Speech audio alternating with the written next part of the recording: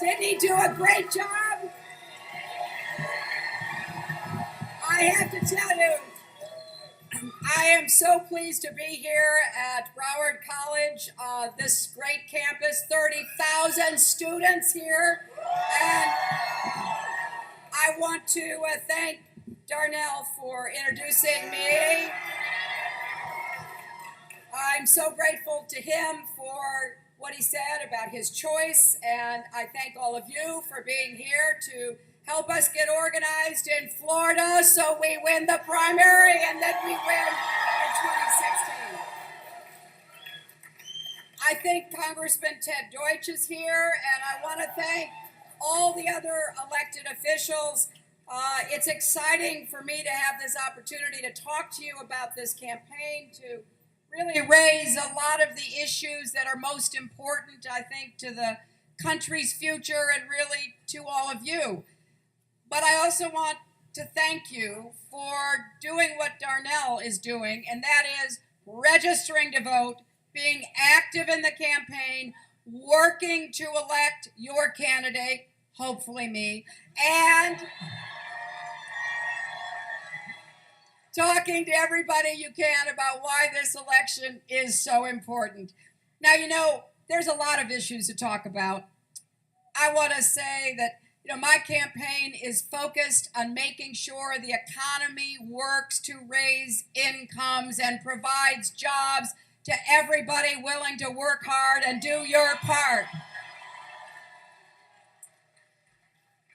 I'm excited about that because I believe, and I say this because I know the facts back me up, the economy works better for America and Americans when we have a Democrat in the White House. And certainly you can look at all of the statistics. They go back a long way. Unemployment is lower.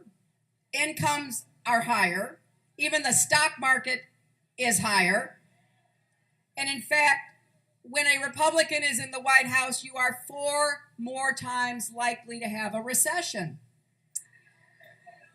Now, I don't want to go all the way back to the beginning of our country to prove this. Let's just take the last 35 years.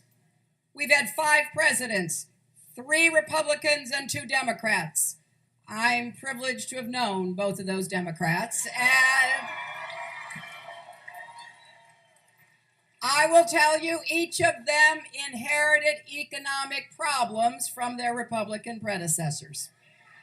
Now, in my husband's case, it was a little matter of the national debt being quadrupled in just 12 years. From George Washington to Ronald Reagan, 2 world wars, a civil war, lots of other stuff going on.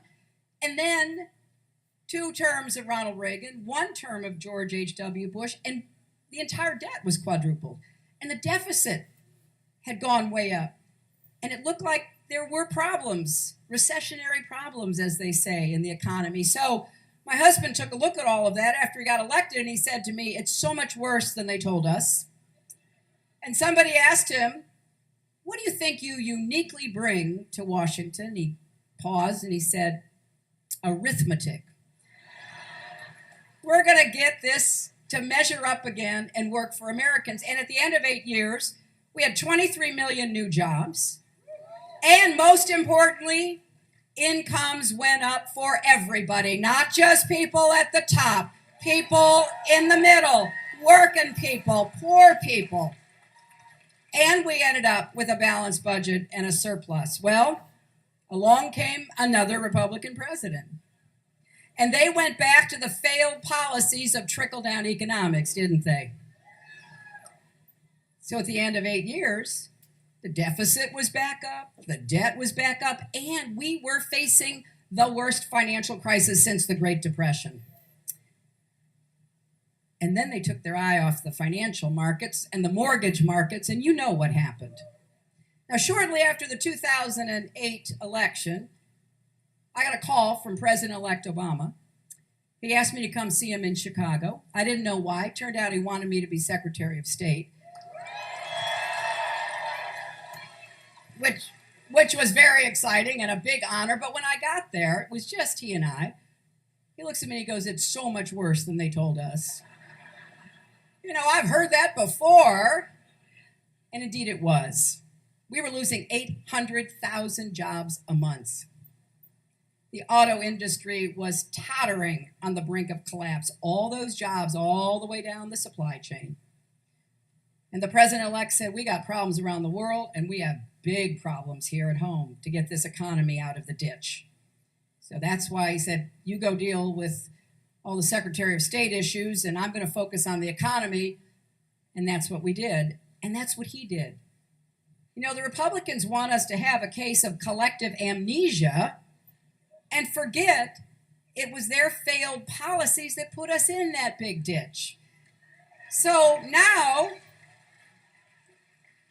we have dug our way out. We've recovered 13 million jobs. We have had good growth rate this last quarter. So we're standing, but we're not yet running again. Now, I'm not running for my husband's third term or President Obama's third term. I'm running for my first term, but I'm going to do what works for the economy of the United States. We've got to get wages going up again. People have to feel that their hard work is actually producing something for them and their families. Now, obviously, we have to raise the minimum wage. Nobody who works full-time on a minimum wage should be mired in poverty. But we have to do more than that. We've got to do more to actually incentivize profit sharing. So when people work hard and their work helps produce profits, those profits are shared not just with the CEOs, but with the workers who actually help to produce them. So I've got a whole economic plan that is focused on raising incomes. That is my mission when it comes to the economy. And I want to also see us create some really good jobs for people again. How are we going to do that? Well, one of the ways we're going to do it is we're going to combat climate change by transitioning to clean energy jobs and businesses. And you know, if anybody should be supportive of this, it ought to be the people in Florida, because you all are on the front lines of all these weather-related events. But we don't have to be pessimistic about it. Let's just be determined about it. You know, some states are really already moving toward clean, renewable energy.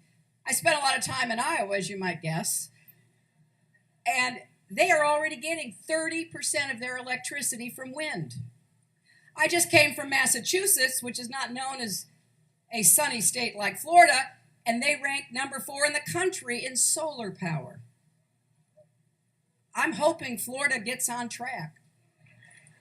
When it comes to wind, it comes to solar, it comes to advanced biofuels.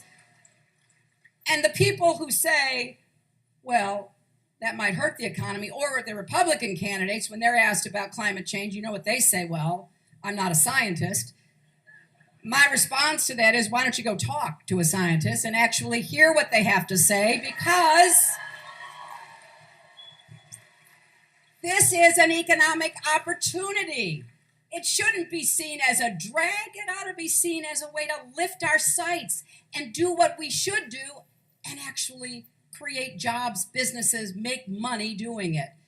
Now, I've set 2 big goals. As president, I want to see us, by the end of my first term, have installed 500 million more solar panels. And by the end of my second term, enough clean energy to power every home in America. That's what we need to do. I'm excited by this challenge, and I want everybody to really think about what you can do in your home, in your business, working at your city, your state, and at the national level. Something else we're going to do to create jobs, I want to have what's called an infrastructure bank, a way to fund doing what we ought to do to build, maintain, and repair roads, but not just roads. We have bridges that are falling apart. We have sewer lines, water lines, gas pipelines. We have a lot of work to do in this country, and it's good work. And we're ignoring it. Now, I know Probably some of you originally are from New York, a state I was privileged to represent in the United States Senate. And, you know, a lot of our infrastructure is 70 to 100, even 150 years old. Some of the tunnels, some of the pipes and other things going under the ground, they're old. And some of them are even exploding. You might read about that from time to time. And we end up paying for it one way or the other. We got to get ahead of it. And then I also believe that if we are serious about growing our economy and increasing incomes, then we finally, once and for all, have to make sure women get equal pay for equal work. You know, that's right. Let's break that glass ceiling, but let's break it in every business and every workplace in America. Nobody who works should be disadvantaged. And I get letters all the time from women who are really frustrated. They're helping to support their families, or maybe they're the sole support, and they tell me their stories. And they ask what to do and how they can be treated fairly and equally. I want to make this point. This is a woman's issue because women are disadvantaged, but it's a family issue and it's an economic issue. We will grow our economy more if we actually do what we should be doing anyway. Now, the Republicans are always saying, whenever I talk about this, there she goes playing the gender card. Well, I'll tell you, if advocating for equal pay for equal work is playing the gender card, deal me in, because that is a hand I will play. Now, because the economy is the central focus of what I want to do as president, everything else kind of adds up to that. Education, for example. I want to make sure we do what we must to improve elementary and secondary education. And I think the best way to begin is by actually listening to and respecting teachers who are in the classroom.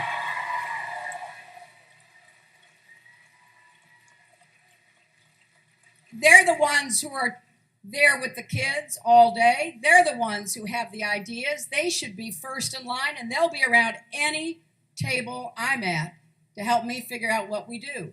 But we will not be as competitive educationally as we want to be if we don't have early childhood education.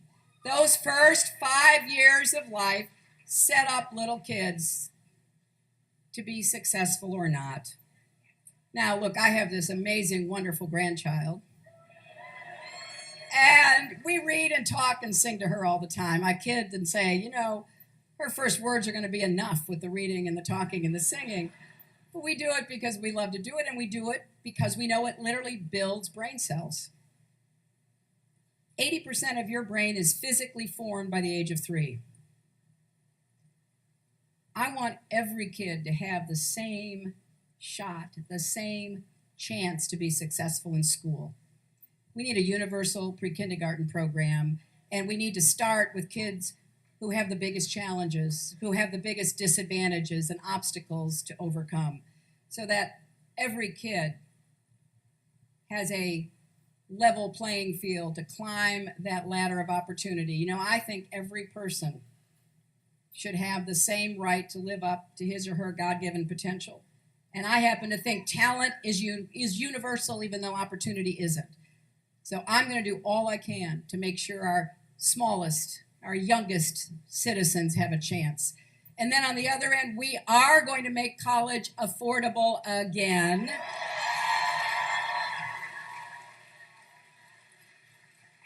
And we are going to give all of you the chance to refinance your student debt and bring down the costs you're paying.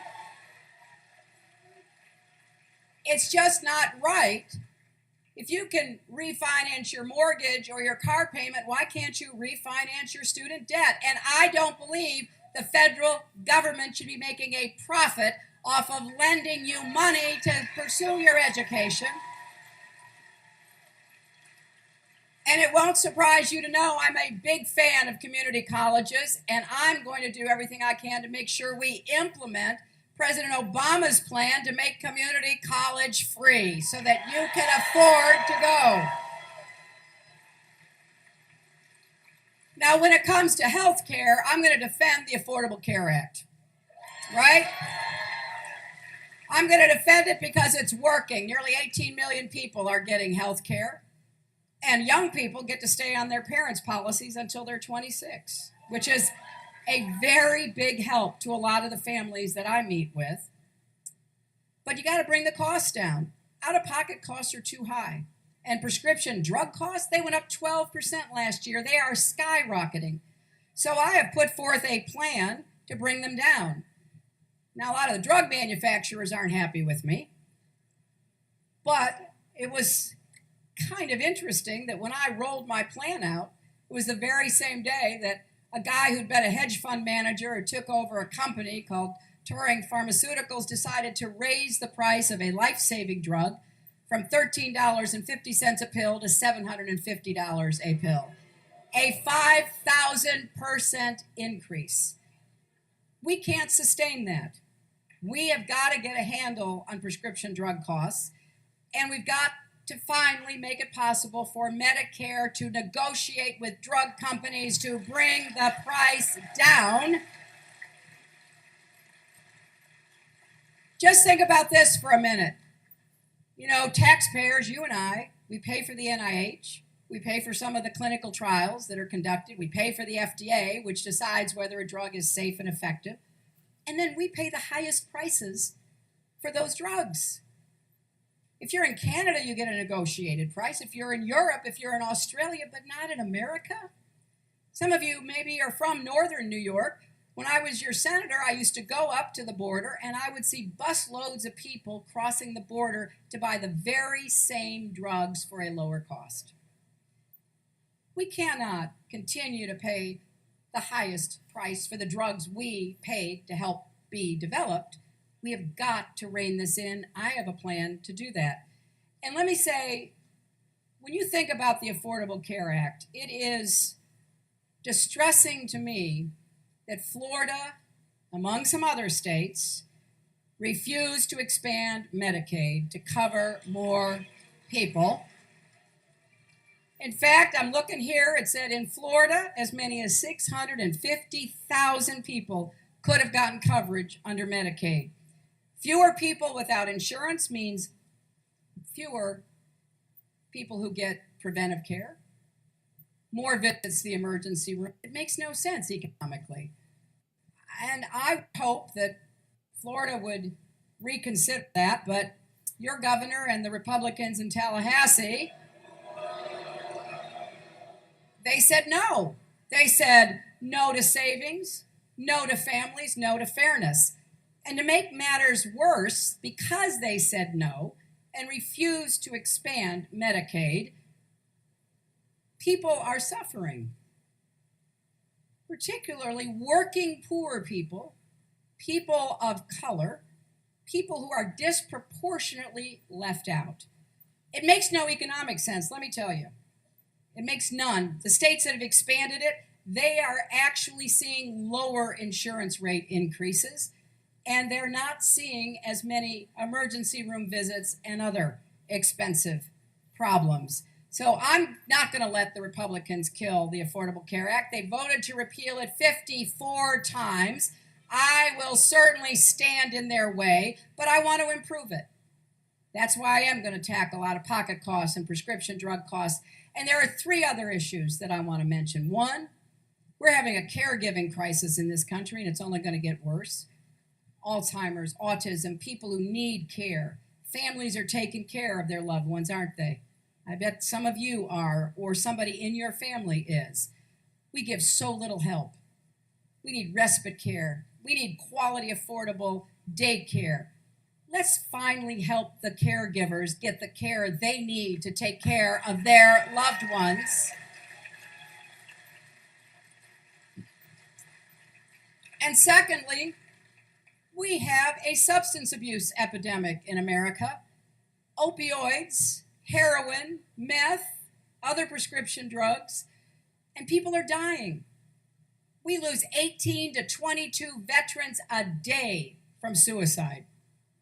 A lot of them came back and they didn't get the care they needed, but they got handed a bunch of pills and they got hooked. So our job has to be to figure out how to get more prevention, more treatment, more support, so that people can get into recovery. Right now, 23 million people who are addicted, only 1 in 10 can get any coverage. So I also think we've got to do more to have parity with mental health. Untreated mental health is an expensive problem, and a lot of people end up in prison because they have mental health problems that are not treated and they self-medicate using alcohol or drugs. So these are expensive and heartbreaking problems. But I'm convinced that we can tackle them together. I'm also convinced that we're going to have to stand up for our fundamental rights, our civil rights, our human rights, women's rights, gay rights, because the other side wants to pull them back. So I will defend a woman's right to choose, and I will fight against defunding Planned Parenthood.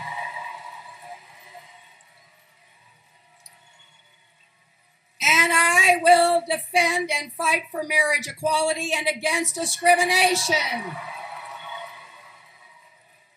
And I will fight for voting rights for everybody and against states that are trying to restrict them. And I will fight to overturn Citizens United, which has opened the door to dark, unaccountable money. I will fight to get comprehensive immigration reform because I believe it's in the best interests of our country. I will fight for criminal justice reform and to move away from mass incarceration because Black lives matter.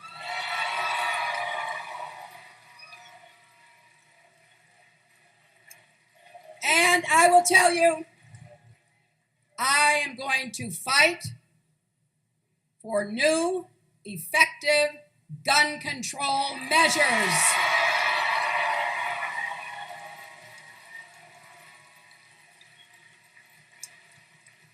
I gotta tell you, it is just heartbreaking. It is sickening to me to see another massacre. People should not have to be afraid to go to college like this one, or go to the movie theater, or go to Bible study. What is wrong with us that we can't stand up to the NRA and the gun lobby and the gun manufacturers they represent?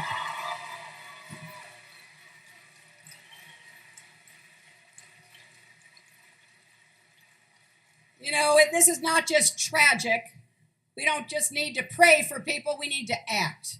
And we need to build a movement. It's infuriating. Every time there's another massacre, Republicans in the NRA say, now is not the time to talk about guns. Yes, it is. But more than talk, it is time to act. But Republicans keep refusing to do anything to protect our communities. They put the NRA ahead of American families. It is wrong, and we need to make every politician who sides with them to look into the eyes of parents whose children have been murdered and explain why they listen to the gun lobbyists instead. Now, I'm well aware that this is a political mountain to climb. But you don't get anything done in this country if you don't start by calling it out. And we have had too many murders, too many people who should have never gotten guns in the first place, taking out whatever their rage, their fury, their mental problems are by killing other people. And I will, as your president, never relent on trying to work on this, but we need a national movement. You know, here's what the other side counts on. I don't think they represent a majority of Americans or even a majority of gun owners, but they count on really having an intense, dedicated group that scare politicians and say, we will vote against you. And people on the other side who are heartsick, heartbroken, disgusted, care about a lot of other issues. We care about college affordability and prescription drug costs. We are not single-minded voters. But each of us has to care about this issue. There are a lot of ways for us to have constitutional, legal gun restrictions. My husband did it. He passed the Brady bill, and he eliminated assault weapons for 10 years.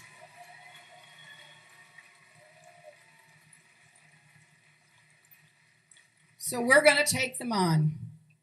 We took them on in the 90s, and we're going to take them on again. And I will need your help to do that. So we have a lot of work to do.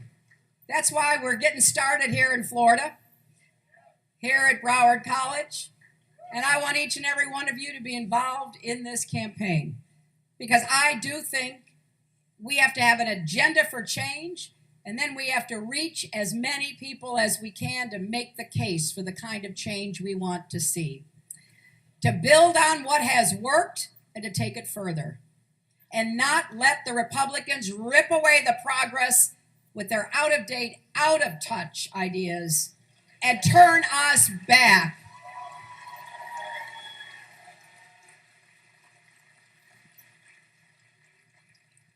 Now, I'm also well aware we have challenges around the world.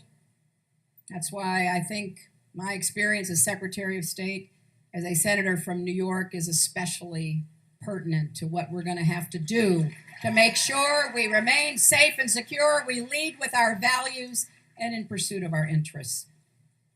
But at the end of the day, I have to tell you, for me, what gets me up and keeps me going is the thought about my granddaughter, and not just what kind of life she'll have, because we're going to do everything we can to make her life as positive as it can be. But that's not enough. What kind of country will she become an adult in? What kind of world will be waiting for her? I'm the granddaughter of a factory worker. My grandfather went to work in the Scranton Lace Mills in Scranton, Pennsylvania. He worked hard. And he did it to support his family, but also because he wanted his sons to have a better life. And in fact, they did. They all went to college. My dad became a small businessman. It was a really small business, but he worked hard, gave us a good middle-class lifestyle. And here I am, third generation, asking you to vote for me for president. That's what's supposed to happen in America, whatever your dream might be. So I don't think it's enough that my granddaughter will have opportunities. It's not enough that the granddaughter of a former president or former secretary of state has the chance to live up to her potential. This should also apply to the granddaughters of factory workers and the grandsons of truck drivers and every other young person in America. And if I am your president, I will get up every single day working to make sure every child and every young person has that chance to live up to his or her God-given potential. If you help me, that is what we will do together. Thank you all very much.